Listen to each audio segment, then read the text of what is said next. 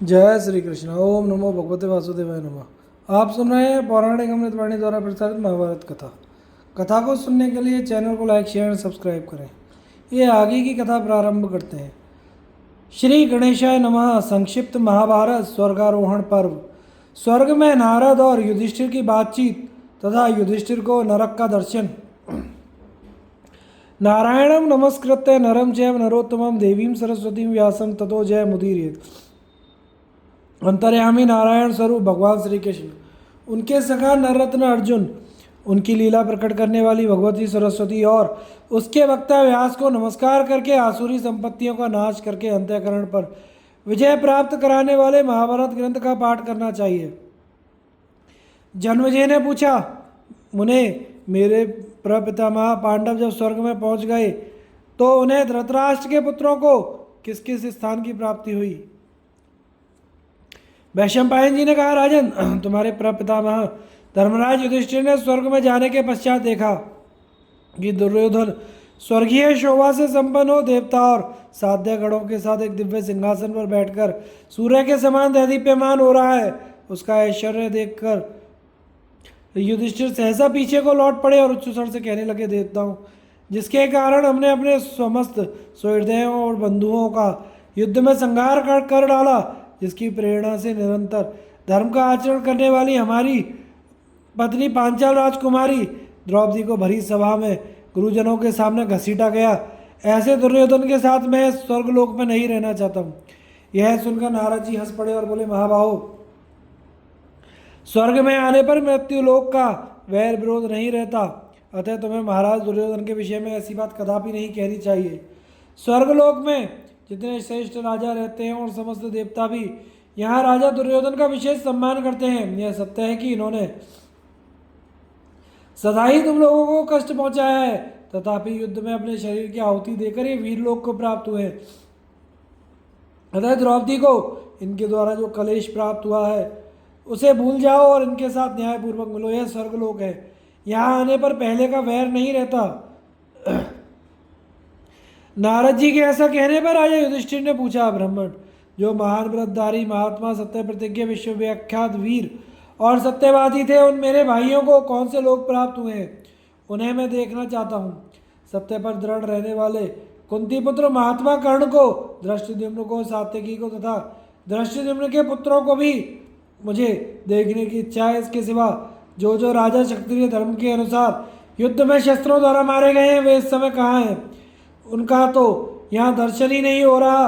राजा विराट, द्रुपद, धृष्टकेतु, पांचाल राजकुमार शिखंडी, द्रौपदी के पांचों पुत्र तथा दुर्धर्ष वीर अभिमन्यु से भी मैं मिलना चाहता हूँ। युधिष्ठिर ने देवताओं से कहा, देवगण, यहाँ युधामन्यु और उत्तमौजा ये दोनों भाई क्यों नहीं दिखाई देते? जिन जिन महारथी राजाओं और राजकुमारों ने सम्राग्नि में अपने शरीरों की आहुति दी है, जो मेरे लिए युद्ध में मारे गए, वे सिंह के समान पराक्रमी वीर कहाँ हैं? क्या उन महापुरुषों ने भी इस लोक पर अधिकार प्राप्त किया है? यदि वे महारथी भी इस लोक में आए हो, तब तो मैं उन महात्माओं के साथ यहीं रहूंगा, परंतु यदि उनको यह शुभ और अक्षयलोक प्राप्त नहीं हुआ है तो मैं अपने उन भाई बंधुओं को के बिना यहाँ सुख से नहीं रह सकता। युद्ध के बाद जब मैं अपने मृत संबंधियों को जलांजलि दे रहा था, उस समय मेरी माता कुंती ने कहा था, बेटा, कर्ण को भी जलांजलि देना।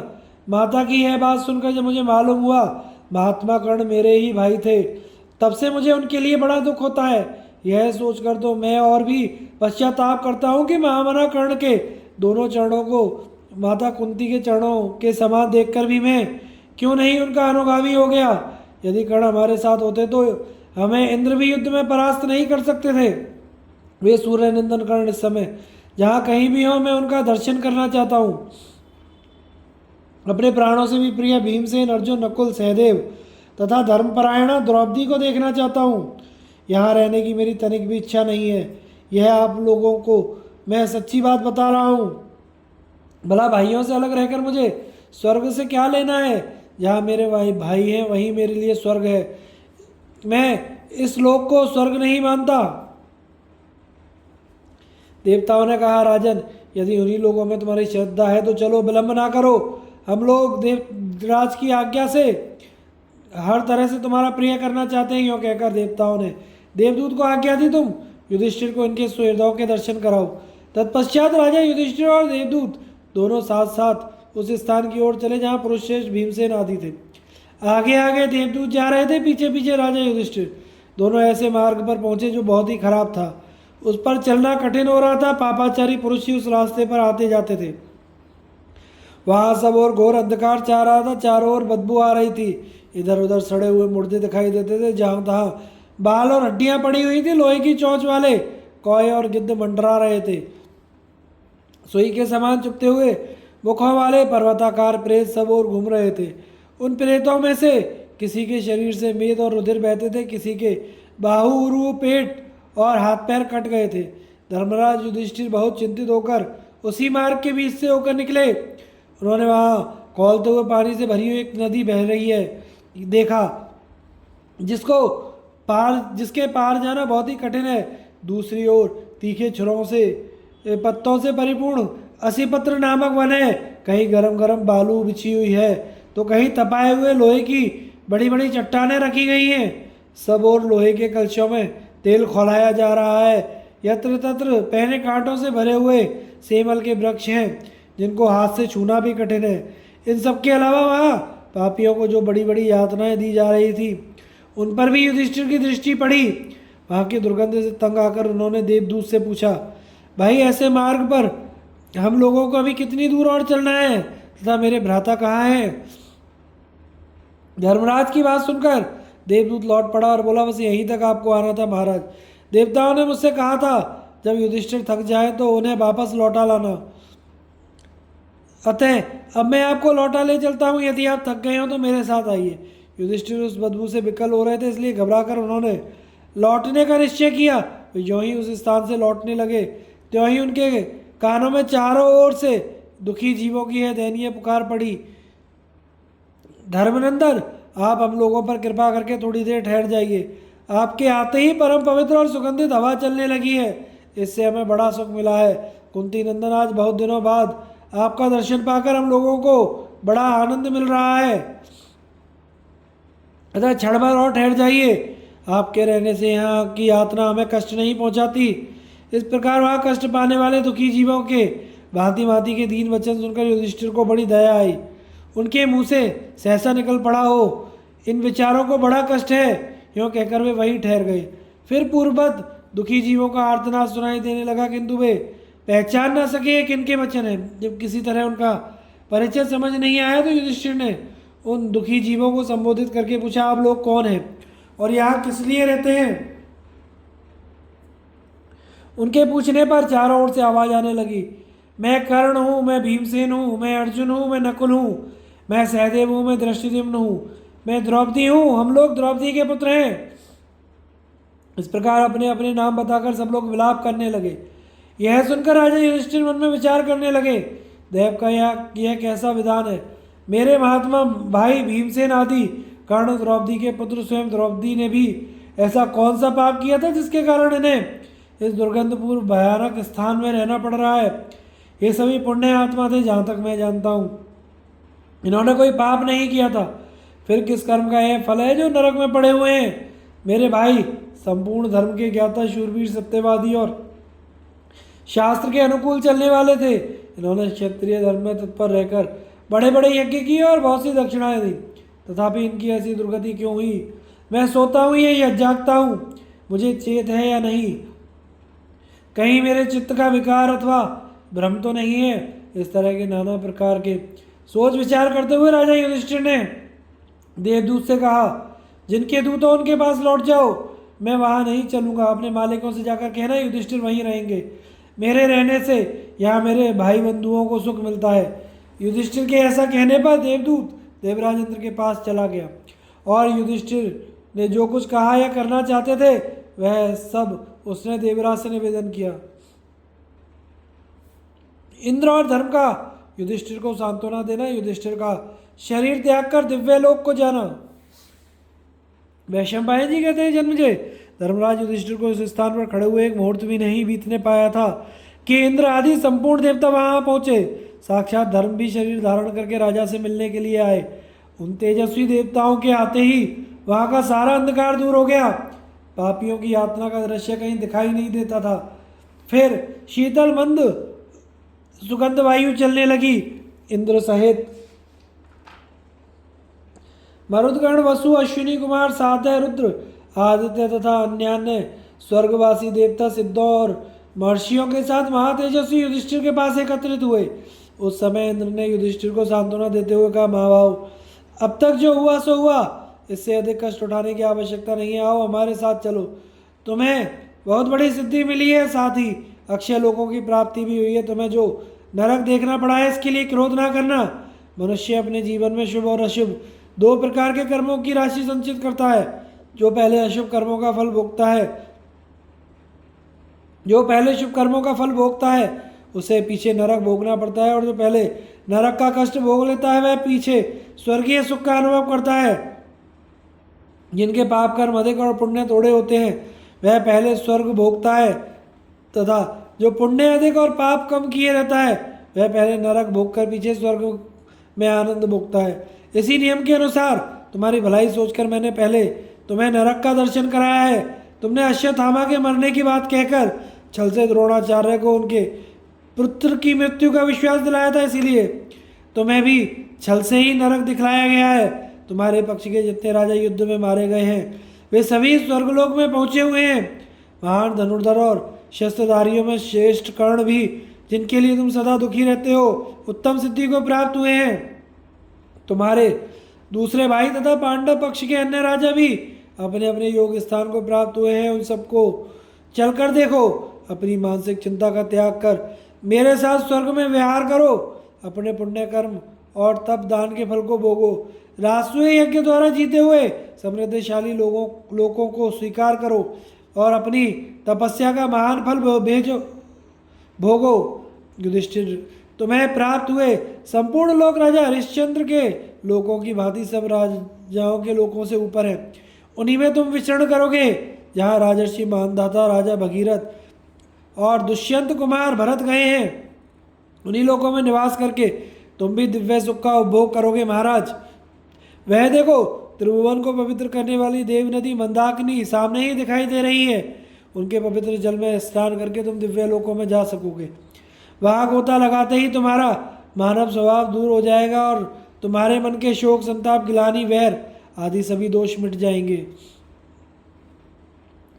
देवराज की बात समाप्त होने पर शरीर धारण करके आए हुए साक्षात धर्म ने कहा, बेटा, तुम्हारे धर्म विषयक अनुराग, सत्य भाषण, क्षमा और इंद्रिय संयम आदि गुणों के कारण मैं तुम पर प्रसन्न हूँ। यह मेरे द्वारा तीसरी बार तुम्हारी परीक्षा हुई है। किसी भी युक्ति से कोई भी तुम्हें अपने स्वभाव से विचलित नहीं कर सकता।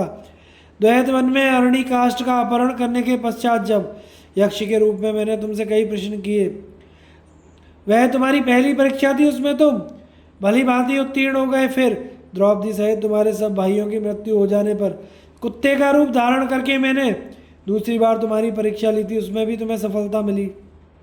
यह तुम्हारी परीक्षा का तीसरा अवसर था, किंतु इस बार भी तुमने अपने सुख की परवाह ना करके भाइयों के हित के लिए नरक में रहना चाहते थे। अतः तुम हर तरह से शुद्ध प्रमाणित हुए। तुम में पाप का नाम भी नहीं है, इसलिए स्वर्ग का सुख भोगो। तुम्हारे भाई नरक के योग्य नहीं है। तुमने जो उन्हें नरक भोगते देखा है वह देवराज इंद्र द्वारा प्रकट की हुई माया है। अर्जुन, भीम, नकुल, सहदेव और सत्यवादी शूरवीर कर्ण तथा राजकुमारी द्रौपदी, इनमें से कोई भी नरक जाने योग्य नहीं है। भरत श्रेष्ठ, आओ अब मेरे साथ चलकर त्रिलोकगामिनी गंगा जी का दर्शन करो। जन्मजय, धर्म के यों कहने पर तुम्हारे पूर्व पितामह राजर्षि युधिष्ठिर ने धर्म तथा समस्त स्वर्गवासी देवताओं के साथ जाकर मुनिजन वंदित परम पावन देव नदी गंगा जी में स्नान किया। स्नान करते ही उन्होंने मानव शरीर का त्याग करके दिव्य देह धारण कर लिया। उनके हृदय का शोक, संताप और बैर भाव जाता रहा। तत्पश्चात वे देवताओं से घिरकर महर्षियों से स्तुति सुनते हुए धर्म के साथ उस स्थान को गए जहाँ उनके चारों भाई पांडव और धृतराष्ट्र के पुत्र क्रोध त्याग कर आनंद पूर्वक निवास करते थे। युधिष्ठिर का दिव्यलोक में श्री कृष्ण आदि के दर्शन करना, भीष्म आदि का अपने मूल स्वरूप में मिलना और महाभारत का उपसंहार तथा महात्म्य। वैशंपायन जी कहते हैं राजन, तदनंतर देवताओं, ऋषियों और मरुदगणों के मुखों से अपनी प्रशंसा सुनते हुए राजा युधिष्ठिर क्रमशः उस स्थान पर जा पहुंचे जहां कुरुश्रेष्ठ, भीमसेन आदि विराजमान थे। वह भगवान का परम धाम था। वहां जाकर उन्होंने देखा कि भगवान श्री कृष्ण अपने ब्राह्य विग्रह धारण किए विराजमान है। उनका स्वरूप अपने पूर्व विग्रह के ही समान है, अतः पहले की देखी हुई समानताओं के कारण वे अनायास ही पहचाने जा रहे हैं। उनके श्री विग्रह से दिव्य ज्योति छिटक रही है। चक्र आदि भयंकर दिव्यास्त्र देवताओं के से शरीर धारण करके सेवा में उपस्थित है। अत्यंत तेजस्वी वीरवर अर्जुन भगवान की आराधना में लगे हुए हैं। देव पूजित भगवान श्री कृष्ण और अर्जुन ने भी युधिष्ठिर को उपस्थित देख उनको यथावत सम्मान दिया। इसके बाद दूसरी ओर दृष्टि डालने पर युधिष्ठिर ने शस्त्रधारियों में श्रेष्ठ कर्ण को 12 आदित्यों के समान तेजों में स्वरूप धारण किए विराजमान देखा। दूसरे स्थान में भीमसेन दिखाई पड़े, जो पहले के ही समान शरीर धारण किए मूर्तिमान वायु देवता के पास बैठे थे। उनके चारों ओर मरुदगण दिखाई दे रहे थे और उनका दिव्य उत्तम कांति से दैदीप्यमान हो रहा था। उन्हें बड़ी भारी सिद्धि प्राप्त हुई थी। नकुल और सहदेव अश्विनी कुमारों के साथ बैठे हुए थे। वे दोनों भाई अपने दिव्य तेज से उद्दीप्त दिखाई पड़ते थे। तत्पश्चात देवराज इंद्र ने कहा, युधिष्ठिर, ये जो लोक कमनीय विग्रह से युक्त पवित्र गंध वाली देवी दिखाई दे रही है, यह साक्षात भगवान लक्ष्मी है। यही तुम्हारे लिए मनुष्य लोक में जाकर अयोनि संभूता द्रौपदी के रूप में अवतीर्ण हुई थी। स्वयं भगवान शंकर ने तुम लोगों की प्रसन्नता के लिए इन्हें प्रकट किया था। इन्होंने ही द्रुपद के कुल में जन्म धारण कर तुम लोगों की सेवा की थी। इधर ही अग्नि के समान तेजस्वी 5 गंधर्व दिखाई दे रहे हैं। ये तुम लोगों के वीर से उत्पन्न हुए द्रौपदी के 5 पुत्र थे। इन परम बुद्धिमान गंधर्वराज धृतराष्ट्र का दर्शन करो। यही तुम्हारे पिता के बड़े भाई थे। वह देखो, तुम्हारे बड़े भाई कर्ण सूर्य के साथ जा रहे हैं। उस ओर वृषणी, अंधक और भोजवंश के सात्यकी आदि महारथियों तथा महाबली वीरों को देखो। वे साध्यों, विश्व देवों तथा मरुदगणों में विराजमान हैं। जिसे कोई युद्ध में परास्त नहीं कर सकता था, उस महान धनुर्धर सुभद्रा कुमार अभिमन्यु की ओर दृष्टि डालो। वह चंद्रमा के साथ उन्हीं की समान कांति धारण किए बैठा है। इधर देखो, कुंती और मातरी के साथ तुम्हारे पिता राजा पांडु विराजमान हैं। ये विमान पर बैठकर सदा मेरे पास आया करते हैं। शांतनु नंदन भीष्म बसुओं के साथ तथा तुम्हारे गुरु द्रोणाचार्य बृहस्पति के पास बैठे हैं। इन दोनों का दर्शन करो। ये तुम्हारे पक्ष में युद्ध करने वाले दूसरे दूसरे राजा गंधर्वों, यक्षों और पुण्यजनों के साथ जा रहे हैं। किन्हीं किन्हीं को गुह्यकों का लोक प्राप्त हुआ। ये सब युद्ध में शरीर त्याग कर अपनी पवित्र वाणी, बुद्धि और कर्मों द्वारा स्वर्गलोक पर अधिकार प्राप्त कर चुके हैं। जन्मेजय ने पूछा, ब्राह्मण, भीष्म, द्रोण, राजा धृतराष्ट्र, भ्रात, द्रुपद, शंख, उत्तर, धृष्टकेतु और शकुनी आदि तथा तेजस्वी शरीर धारण करने वाले अन्य अन्य राजा स्वर्गलोक में कितने समय तक एक साथ रहे? उन्हें वहाँ सनातन स्थान की प्राप्ति हुई और वे किस गति को प्राप्त हुए? मैं आपके मुँह से यह वृत्तांत सुनना चाहता हूँ। वैशंपायन जी कहते हैं, राजन, यह देवताओं का गूढ़ रहस्य है। तुम्हारे पूछने पर इसे बता रहा हूँ। जिनकी बुद्धि अगाध है, जो सब कर्मों की गति को जानने वाले सर्वज्ञ हैं, उन महान व्रतधारी पुरातन मुनि पाराशर नंदन व्यास जी ने मुझसे यही कहा था कि वे सभी भी अंततः गोत्वा अपने मूल स्वरूप में ही मिल गए थे। महातेजस्वी भीष्म वसुओं के स्वरूप में प्रविष्ट हो गए। तभी 8 ही वसु उपलब्ध होते हैं, अन्यथा भीष्म जी को लेकर 9 वसु हो जाते। आचार्य द्रोण ने बृहस्पति में प्रवेश किया। कृतवर्मा मरुदगणों में मिल गया। प्रद्युम्न जैसे आए थे उसी प्रकार सनत कुमार के शरीर में प्रविष्ट हो गए। धृतराष्ट्र को कुबेर के दुर्लभ लोकों की प्राप्ति हुई। यशस्विनी गांधारी देवी भी उनके साथ ही गई। राजा पांडु अपनी दोनों पत्नियों के साथ इंद्र के भवन में चले गए। विराट, द्रुपद, धृष्टकेतु, निषठ, अक्रूर, सांब, भानु, कंप, विदुरथ, भूरी, श्रवा, शल, भूरी, कंस, उग्रसेन, वसुदेव, उत्तर और शंख ये विश्व देवों में मिल गए। चंद्रमा के महान तेजस्वी पुत्र वर्चाही नरश्रेष्ठ अर्जुन के पुत्र होकर अभिमन्यु नाम से विख्यात हुए। उन्होंने क्षत्रिय धर्म के अनुसार ऐसा युद्ध किया जिसकी कहीं तुलना नहीं थी। वे धर्मात्मा महारथी अभिमन्यु अपने अवतार का कार्य पूरा करके चंद्रमा में प्रविष्ट हो गए। कुरुश्रेष्ठ कर्ण ने सूर्य में, शकुनी ने द्वापर में, धृष्टद्युम्न ने अग्नि के स्वरूप में प्रवेश किया। धृतराष्ट्र के सब पुत्र महाबली यतुधानो राक्षसों में मिल गए। विदुर और राजा युधिष्ठिर ने धर्म का सायुज्य प्राप्त किया, जो ब्रह्मा जी के अनुरोध से अपनी योग शक्ति का आश्रय लेकर इस पृथ्वी को धारण किए रहते हैं। वे भगवान अनंत बलराम जी रसातल में चले गए, जो सनातन देवादिदेव नारायण के नाम से प्रसिद्ध हैं। उन्हीं के अंश से भगवान श्री कृष्ण का अवतार हुआ था। अवतार का प्रयोजन पूर्ण कर लेने पर भी वे अपने मूल स्वरूप में स्थित हो गए। श्री कृष्ण की 16,000 स्त्रियां अवसर पाकर सरस्वती नदी में कूद पड़ी और अपना भौतिक शरीर त्याग कर अप्सराओं के रूप में भगवान की सेवा में उपस्थित हो गई। इस प्रकार महाभारत युद्ध में मरे हुए वीर महारथी अपनी अपनी योग्यता के अनुसार देवताओं और यक्षों से मिल गए। कोई इंद्र के भवन में पहुंचा, कोई कुबेर के। कितने ही महापुरुष ब्रह्म लोक को प्राप्त हुए जन्मजे। इस प्रकार कौरव और पांडवों का सारा चरित्र मैंने तुम्हें विस्तार के साथ सुना दिया। सौती कहते हैं द्विजवरों, महाराज जन्मजय अपने यज्ञ में वैशंपायन जी के मुख से। इस प्रकार महाभारत इतिहास सुनकर बड़े विस्मित हुए। तदनंतर यज्ञ कराने वाले ब्राह्मणों ने शेष कार्य पूरा करके उस यज्ञ को समाप्त किया। सर्पों को संकट से छुड़ाकर आस्तिक मुनि को भी बड़ी प्रसन्नता हुई। राजा ने यज्ञ कर्म में सम्मिलित हुए समस्त ब्राह्मणों को पर्याप्त दक्षिणा देकर संतुष्ट किया। वे ब्राह्मण भी राजा से यथोचित सम्मान पाकर अपने अपने घर गए। उन्हें विदा करके राजा भी तक्षशिला से हस्तिनापुर को चले गए।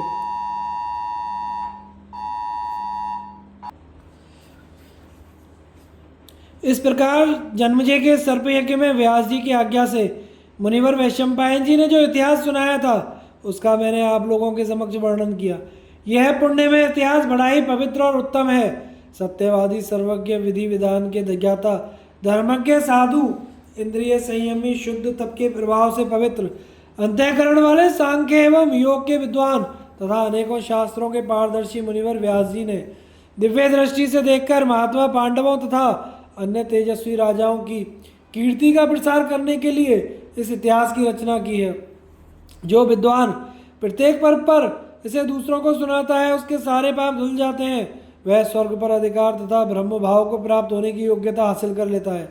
श्री कृष्ण द्वैपायन द्वारा प्रकट होने के कारण यह उपाख्यान कार्षण वेद के नाम से प्रसिद्ध है। जो एकाग्रचित होकर इस संपूर्ण ग्रंथ का श्रवण करता है उसे ब्रह्म हत्या आदि करोड़ों पापों का नाश हो जाता है। जो श्राद्ध कर्म में ब्राह्मणों को महाभारत का थोड़ा सा भी अंश सुना देता है उसका दिया हुआ अन्न पान अक्षय होकर पितरों को प्राप्त होता है। मनुष्य अपने इंद्रियों अथवा मन से दिन भर में जो भी पाप करता है वह सायकाल की संध्या के समय महाभारत का पाठ करने से छूट जाता है। रात्रि के समय उससे जो पाप हो जाते हैं उनसे प्रातःकाल की संध्या के समय महाभारत का पाठ करने से छुटकारा मिल जाता है। इस ग्रंथ में भरतवंशियों के महान जन्म कर्म का वर्णन है, इसलिए इसे महाभारत कहा जाता है। महान और भारी होने के कारण ही इसका नाम महाभारत हुआ है। जो महाभारत की व्युत्पत्ति को समझ लेता है वह सब पापों से मुक्त हो जाता है। वेद विद्या के महासागर एवं 18 पुराणों के निर्माता महर्षि वेदव्यास की सिंह गर्जना सुनो। वे कहते हैं 18 पुराण संपूर्ण धर्मशास्त्र 6 अंगों सहित 4 वेद और वेद एक और केवल महाभारत दूसरी ओर हो तो यह अकेला ही सबके बराबर है।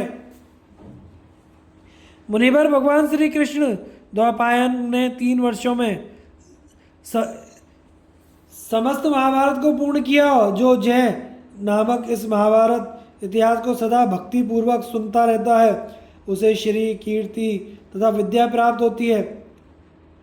धर्म, अर्थ, काम और मोक्ष के विषय में जो कुछ महाभारत में कहा गया है वही अन्यत्र है। जो इसमें नहीं है वह कहीं नहीं है। मोक्ष की इच्छा रखने वाले ब्राह्मण और क्षत्रिय को, गर्भिणी स्त्री को भी इस जय नामक इतिहास का श्रवण करना चाहिए।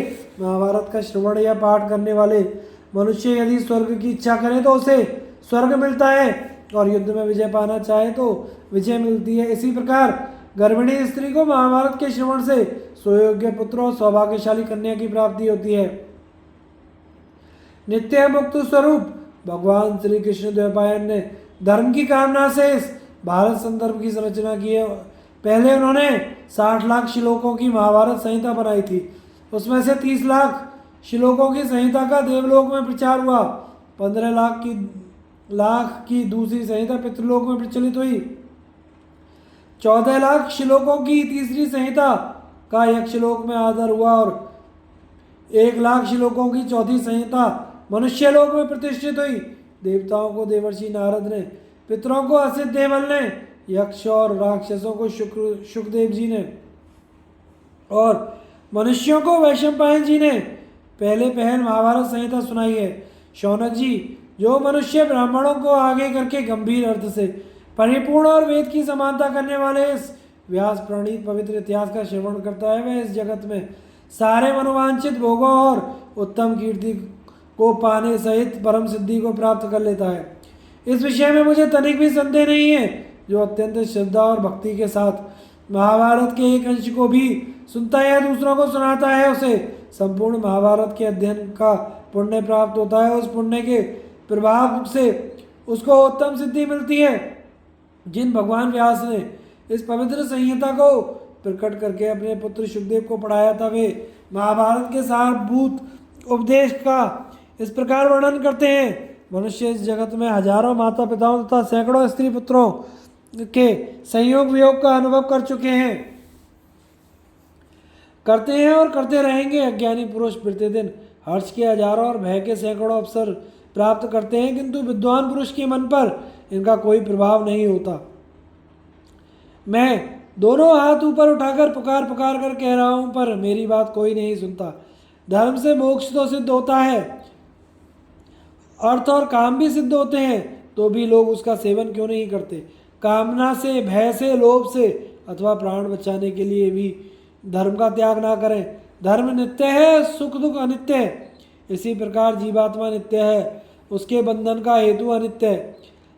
यह महाभारत सारभूत उपदेश भारत सावित्री के नाम से प्रसिद्ध है। जो प्रतिदिन सवेरे उठकर इसका पाठ करता है, वह संपूर्ण महाभारत के अध्ययन का फल पाकर पर ब्रह्म को प्राप्त होता है। जैसे समुद्र और हिमालय पर्वत दोनों ही रत्नों की निधि माने गए हैं, उसी प्रकार महाभारत भी नाना प्रकार के उपदेश में रत्नों का भंडार कहलाता है। जो विद्वान श्री कृष्ण द्वैपायन के द्वारा प्रसिद्ध किए गए थे, इस महाभारत रूप पंचम वेद को सुनता है, उसे अर्थ की प्राप्ति होती है। जो एकाग्रचित होकर इस भारत उपाख्यान का पाठ करता है, वह मोक्ष रूप परम सिद्धि को प्राप्त होता है। इस विषय में मेरे मन में तनिक भी संदेह नहीं है। स्वर्गारोहण समाप्त। महाभारत समाप्त।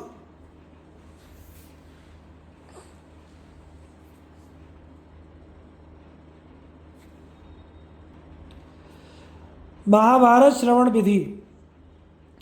महात्म्य कथा सुनने की विधि और उसका फल। जन्मजय ने पूछा, भगवान, विद्वानों को किस विधि से महाभारत का श्रवण करना चाहिए? इसके सुनने से क्या फल होता है? प्रत्येक पर्व की समाप्ति पर क्या दान देना चाहिए और कथावाचक कैसा होना चाहिए? वैशंपायन जी कहते हैं, राजन, महाभारत को सुनने की जो विधि है और उसके श्रवण से जो फल होता है, वह सब बता रहा हूँ, सुनो। मनुष्य को चाहिए कि अपने मन और इंद्रियों को संयम करके पवित्र होकर यथोक्त विधि के अनुसार इस इतिहास को सुने, क्रमशः इसकी समाप्ति करे।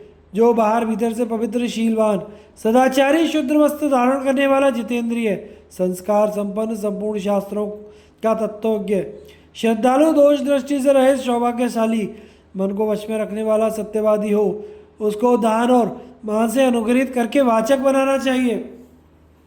कथावाचक को ना तो बहुत रुक रुक कर कथा बाँचनी चाहिए, ना बहुत जल्दी जल्दी। आराम के साथ धीर गति से वर्णों का स्पष्ट उच्चारण करते हुए उच्च स्वर से कथा बाँचनी चाहिए। मीठे स्वर से भावार्थ समझाकर कथा कहे। 63 अक्षरों का उनके 8 स्थानों से ठीक ठीक उच्चारण करे। कथा सुनाते समय वाचक के लिए स्वस्थ और एकाग्रचित होना आवश्यक है। उसके लिए आसन होना चाहिए जिस पर वह सुखपूर्वक बैठ सके। अंतर्यामी नारायण स्वरूप भगवान श्री कृष्ण, उनके नित्य सखा नर स्वरूप नररत्न अर्जुन, उनकी लीला प्रकट करने वाली भगवती सरस्वती और उसके वक्ता महर्षि वेदव्यास को नमस्कार करके आसुरी संपत्तियों पर विजय प्राप्ति पूर्वक अंतःकरण को शुद्ध करने वाले महाभारत ग्रंथ का पाठ करना चाहिए। राजन राजन महाभारत कथा प्रारंभ हो जाने पर प्रत्येक पर्व में क्षत्रियों की जाति, सत्यता, उनके देश, महात्म्य तथा धर्म को जानकर ब्राह्मणों को जो जो वस्तुएं देनी चाहिए उनका वर्णन करता हूँ। सुनो, पहले ब्राह्मणों से स्वस्ति वाचन कराकर कथा वाचन का कार्य प्रारंभ करावे। फिर पर्व समाप्त होने पर अपनी शक्ति के अनुसार उन ब्राह्मणों की पूजा करें। आदि पर्व की कथा के समय वाचक को नूतन वस्त्र पहनाकर चंदन आदि से उसकी पूजा करे और विधि पूर्वक उसे मीठी खीर का भोज करावे। तत्पश्चात आस्तिक पर्व की कथा होते समय ब्राह्मण को मधु और घी से युक्त खीर, मीठा भात और मूल फल जमावे। सभा पर्व प्रारंभ होने पर पुआ और कचौड़ियों और मिठाइयों के साथ खीर का भोजन करावे। वन पर्व में फल और मूलों से ब्राह्मण को संतुष्ट करें। अरणी पर्व में पहुंचने पर जल से भरे हुए घड़ों का दान करें तथा जिनको खाने से तृप्ति हो सके ऐसे उत्तम जंगली मूल फल और सर्वगुण संपन्न अन्न प्रदान करें। विराट पर्व में भांति भांति के वस्त्र दान करें। उद्योग पर्व में ब्राह्मणों को चंदन और फूलों की माला से विभूषित करके उन्हें उत्तम अन्न का भोजन करावें। भीष्म पर्व में उत्तम सवारी और सर्वगुण संपन्न बढ़िया पकवान दान करें। द्रोण पर्व में ब्राह्मणों को उत्तम भोजन करावें। कर्ण पर्व में भी ब्राह्मणों की संपूर्ण कामनाएं पूरी करने के साथ उन्हें अच्छा भोजन देना चाहिए। शल्य पर्व में अपने मन को एकाग्र करके मीठे भात, पुए, तृप्ति करने वाले फल और मिठाइयों के साथ सब प्रकार का अन्नदान करना चाहिए। गदा पर्व में मूंग मिलाए हुए अन्न का दान करना उचित है। स्त्री पर्व में अच्छे अच्छे ब्राह्मणों को तरह तरह के रत्नों से संतुष्ट करें। ऐशिक पर्व में पहले घी मिलाया हुआ भात जमावे, फिर सब प्रकार के गुणों से युक्त एवं स्वादिष्ट अन्न भोजन करावे। शांति पर्व में ब्राह्मणों को अवश्य का ही भोजन देना चाहिए। अश्वमेधिक पर्व में पहुंचने पर सबकी रुचि के अनुकूल भोजन दें तथा आश्रम वार्षिक पर्व में अवश्य भोजन करावे।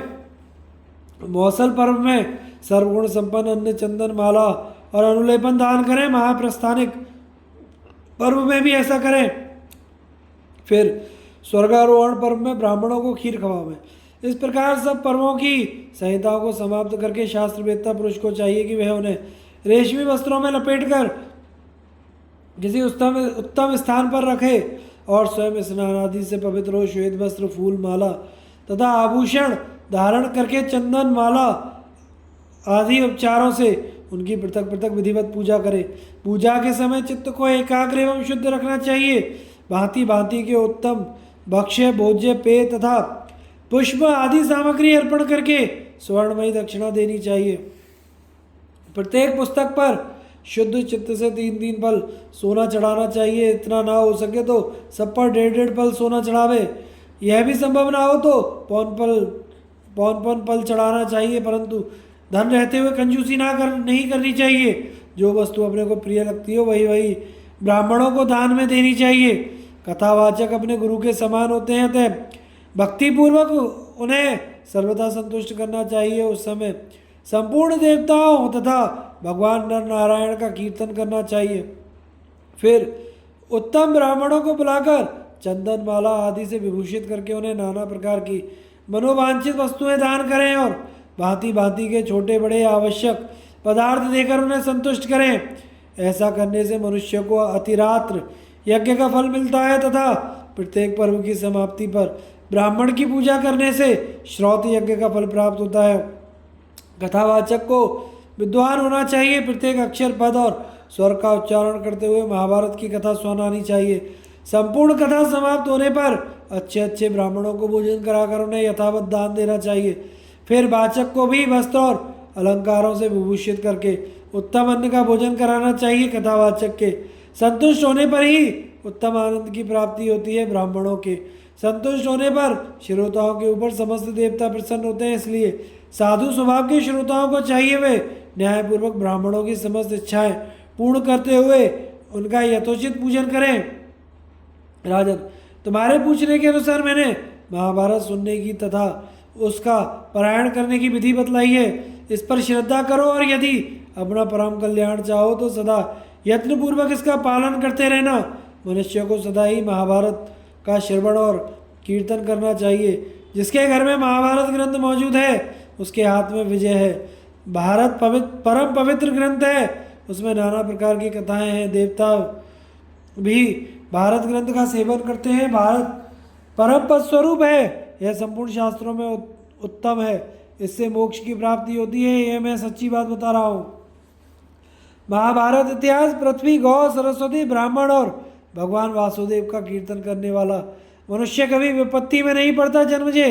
वेद, रामायण और महाभारत आदि मध्य एवं अंत में सर्वत्र भगवान नारायण के ही यश का गायन करते हैं। महाभारत में नारायण की दिव्य कथाओं तथा सनातन श्रुतियों का समावेश है। जो मनुष्य परम पद को प्राप्त करना चाहता हो वह सदा उसका श्रवण करे। महाभारत परम पवित्र धर्म के स्वरूप का साक्षात्कार कराने वाला तथा सब प्रकार के गुणों से संपन्न है। कल्याण चाहने वाले पुरुष को अवश्य इसका श्रवण करना चाहिए। महाभारत के श्रवण से मन, वाणी और शरीर द्वारा संचित किए हुए पाप उसी प्रकार नष्ट हो जाते हैं जैसे सूर्योदय होने पर अंधकार। 18 पुराणों के सुनने से जो फल मिलता है वह सारा फल भगवत भक्त पुरुष को अकेले महाभारत के श्रवण से मिल जाता है। स्त्री हो या पुरुष सभी इसके श्रवण से वैष्णव पद को प्राप्त होते हैं। शास्त्रोक्त फल को प्राप्त करने की इच्छा वाले पुरुष को चाहिए वह महाभारत श्रवण के पश्चात वाचक को सोने के 5 सिक्के दक्षिणा के रूप में दान करे तथा अपनी शक्ति के अनुसार कपिला गौ के सींग में सोना मढ़ाकर उसे वस्त्र आदि से आच्छादित करके बछड़े सहित वाचक को दान करे। इससे श्रोता का कल्याण होता है। इसके सिवा कथावाचक के लिए दोनों हाथों में कड़े, कानों में कुंडल और विशेष से धन प्रदान करे। राजन, वाचक को भूमि दान तो अवश्य ही करनी चाहिए, क्योंकि भूमि दान के समान दूसरा दान ना हुआ है ना होगा। जो पुरुष सदा महाभारत को सुनता और सुनाता रहता है वह सब पापों से मुक्त होकर वैष्णव पद को प्राप्त होता है। इतना ही नहीं, वह अपनी 11 पीढ़ी के पूर्वजों का तथा अपनी स्त्री और पुत्र का भी उद्धार करता है। महाभारत सुनने के पश्चात उसके लिए दशांश होम करना आवश्यक है। इस प्रकार तुम्हारे समक्ष इन सब बातों का विस्तार के साथ वर्णन कर दिया है। महाभारत श्रवण विधि समाप्त। दोस्तों, महाभारत की कथा यहीं समाप्त होती है। हमारे इस कथा को सुनने के लिए हमारे चैनल को लाइक, शेयर और सब्सक्राइब करें। धन्यवाद।